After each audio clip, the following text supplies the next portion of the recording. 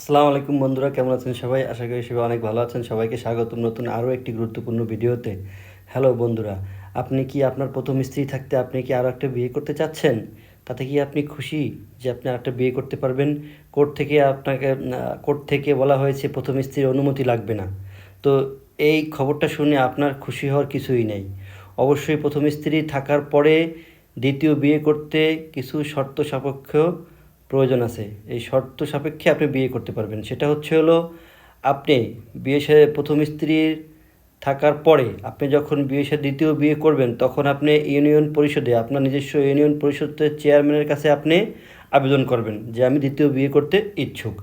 তখন এই চেয়ারম্যান সাহেব এলাকার গণ্যমান্য ব্যক্তি বা চেয়ারম্যান বা মেম্বারদেরকে নিয়ে বসবে। বসে ভাববে যে আসলে এই যে স্ত্রী থাকা অবস্থায় যে দ্বিতীয় বিয়ে করবে, এর কারণটা কি বা এর কোন যৌক্তিকতা আছে। তখন সে যদি যুক্তি উত্থাপন করতে পারে যে আমার স্ত্রী অসুস্থ, বা আমার স্ত্রী বন্ধ্যা, ছেলে মেয়ে হয় না, বা আমার স্ত্রী অচল, বা আমার স্ত্রী প্যারালাইজ হয়ে গেছে, তো এই সমস্ত যৌক্তিক প্রবলেমগুলো ফেস করলে পরে আপনি ইউনিয়ন পরিষদের যে চেয়ারম্যান আছে, ওনার যে মেম্বাররা আছে ওনাদেরকে সবাই নিয়ে একটা বৈঠক করে উনি যদি মনে করেন যে না ঠিক আছে, এই মুহূর্তে তার একটা বিয়ে শাদী করার প্রয়োজন, তখন কিন্তু আপনি বিয়ে শাদী করতে পারবেন।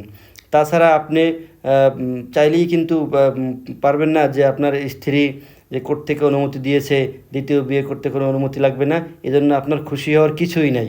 সুতরাং আপনারা শুধু শুধু প্রথম যে স্ত্রী আছে তাকে হয়রানি করবেন না, তার সাথে খারাপ ব্যবহার করবেন না, এবং সেটা করতে হলে কিন্তু আপনি আইনগতভাবে আপনি শাস্তির উপযোগী হবেন। Thank you. এই ভিডিওটি সবাইকে শেয়ার করে দিবেন, আর অনেকেই জানে না, সবাইকে জানার জন্য একটু শেয়ার করে দিবেন। Thank you so much. আল্লাহ হাফেজ।